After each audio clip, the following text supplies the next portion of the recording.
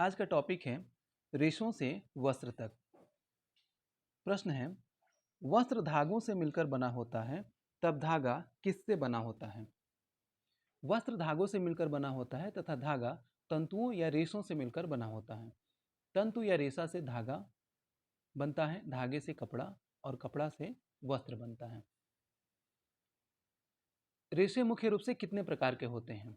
रेशे मुख्य रूप से दो प्रकार के होते हैं। नंबर एक, प्राकृतिक रेशे। नंबर दो, कृत्रिम या संश्लेषित रेशे। प्राकृतिक रेशे किसे कहते हैं तथा ये कितने प्रकार के होते हैं? पादपों तथा जंतुओं से प्राप्त होने वाले रेशे प्राकृतिक रेशे कहलाते हैं। प्राकृतिक रेशे मुख्य रूप से दो प्रकार के होते हैं, पादप रेशे, जांतव रेशे। पादप रेशे किसे कहते हैं? पौधे के किसी भाग, तना, बीज, पत्ती, फल आदि से प्राप्त किए जाने वाले प्राकृतिक रेशे पादप रेशे कहलाते हैं। जैसे रुई एक रेशा है जिसे कपास के पौधे से प्राप्त किया जाता है और यह पौधे के बीज से प्राप्त किया जाता है। ऐसे ही जूट एक रेशा है जिसे पटसन या सनई के पौधे से प्राप्त किया जाता है और यह पौधे के तने से प्राप्त किया जाता है। ऐसे ही फ्लैक्स अलसी या तीसी के पौधे से प्राप्त किया जाता है और ये भी पौधे के तनों से प्राप्त किया जाता है। चौथा, नारियल जटा, यह नारियल के पौधे से प्राप्त किया जाता है और यह नारियल के फल से प्राप्त होता है। पांचवा, जांतव रेशे किसे कहते हैं? जंतुओं से प्राप्त किए जाने वाले प्राकृतिक रेशे जांतव रेशे कहलाते हैं। जैसे ऊन भेड़ के बालों से तथा रेशम के धागे रेशम कीट के कोकून से प्राप्त किए जाते हैं। छठा, संश्लेषित रेशा किसे कहा जाता है? कुछ रेशों को मनुष्य कृत्रिम ढंग से पेट्रोलियम उत्पादों के जटिल रासायनिक परिवर्तनों के पश्चात बनाता है। इन्हें संश्लेषित रेशे कहते हैं, जैसे नायलॉन, पॉलिएस्टर, रेयॉन आदि। सातवां प्रश्न, कपास क्या है? कपास एक पादप रेशा है जिसे कपास पौधे के बीज से प्राप्त किया जाता है। आठवां, भारत के किन किन राज्यों में कपास की खेती प्रमुखता से होती है? कपास के उत्पादन में भारत का विश्व में प्रमुख स्थान है। भारत में महाराष्ट्र, गुजरात, तमिलनाडु, मध्य प्रदेश, राजस्थान और पंजाब राज्यों में कपास की खेती प्रमुखता से होती है। नवा प्रश्न, कपास की खेती के लिए कौन सी जलवायु उपयुक्त होती है? कपास की खेती के लिए काली मिट्टी तथा उष्ण जलवायु, तापमान 21 डिग्री सेल्सियस से 27 डिग्री सेल्सियस के बीच उपयुक्त रहता है। काली मिट्टी में नमी को अपने अंदर बनाए रखने की क्षमता होती है, इसलिए सामान्य वर्षा ही कपास की खेती के लिए लाभकारी होती है। 10वां प्रश्न, कपास के बीज किस ऋतु में बोए जाते हैं? कपास के बीज बसंत ऋतु के पूर्व खेतों में बोए जाते हैं। लगभग 2 माह बाद कपास की झाड़ी तैयार हो जाती है तथा फूलों से भर जाती है। हफ्ते भर में फूल के दलपुंज गिर जाते हैं और नींबू के आकार के हरे फल दिखाई देने लगते हैं। फल के अंदर कपास के 3-4 बीज स्थित होते हैं। प्रत्येक बिनौले की सतह से अनेकानेक सफेद रंग के रेशे निकलते हैं। 11वां प्रश्न, कपास गोलक किसे कहते हैं? कपास के पूर्ण परिपक्व फल के फटने पर अधिकाधिक कपास तंतुओं से ढके बिनौले दिखाई देने लगते हैं। इन्हें कपास गोलक कहते हैं। 12वां प्रश्न, कपास ओटना किसे कहते हैं? कपास के गोलकों से कपास के बीज को पृथक करने की प्रक्रिया को कपास ओटना कहते हैं। पारंपरिक ढंग से कपास हाथों से ओटी जाती थी। आजकल कपास ओटने के लिए मशीनों का भी उपयोग किया जाता है। 13वां प्रश्न, कपास का उपयोग कहाँ कहाँ होता है? कपास का उपयोग सूती कपड़े, चादर, पर्दे बनाने में किया जाता है। गद्दा, तकिया, रजाई में रुई भरा जाता है। कपास से विभिन्न प्रकार के कागज बनाए जाते हैं। कपास के बीज से तेल भी निकाला जाता है। तेल निकालने के बाद बचे अपशिष्ट को पशुओं को चारे के रूप में दिया जाता है। अत्यधिक पौष्टिक होने के कारण इससे पशुओं के दूध की गुणवत्ता बढ़ जाती है। 14वां प्रश्न, बीटी कपास क्या है?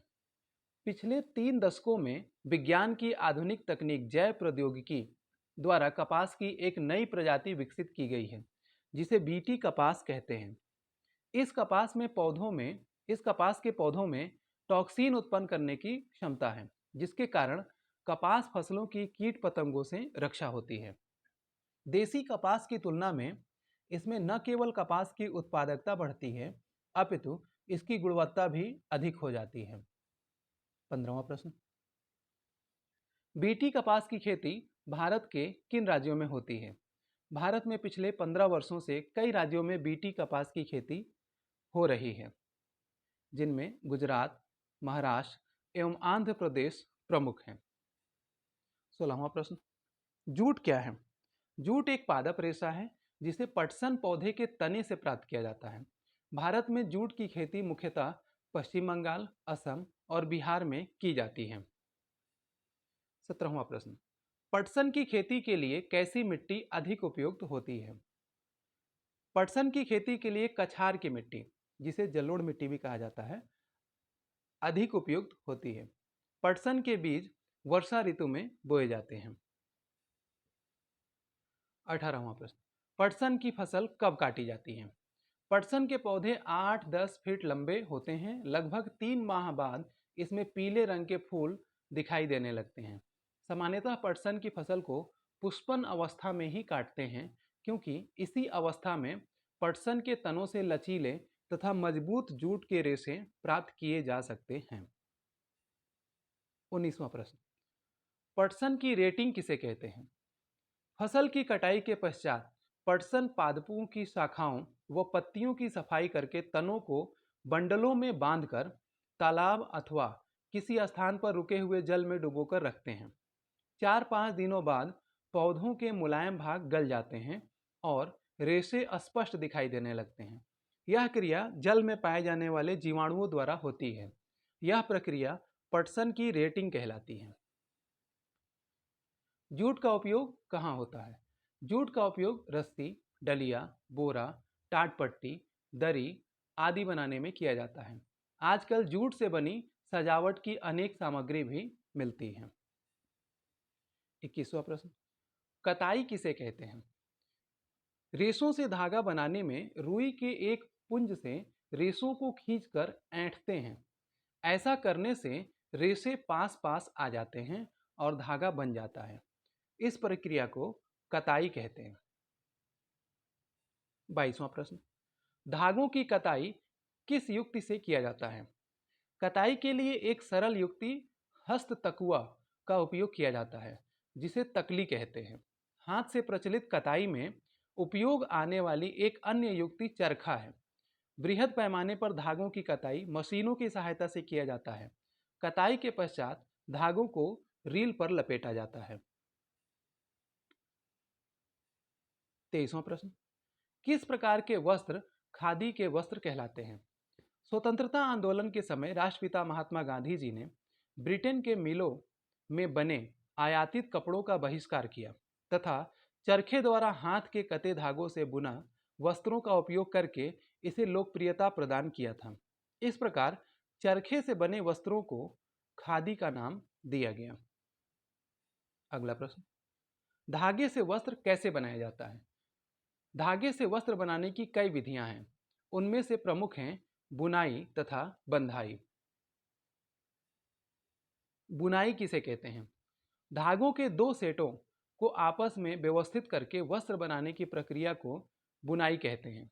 गांवों में सूती वस्त्रों की बुनाई हथकरघा की सहायता से की जाती है, जबकि औद्योगिक स्तर पर वस्त्रों की बुनाई विद्युत प्रचलित करघों द्वारा की जाती है।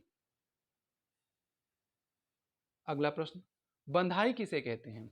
एकल धागे से वस्त्र बनाने की प्रक्रिया बंधाई कहलाती है। ऐसे वस्त्र से एक धागा खींचने पर पूरा वस्त्र उधड़ जाता है।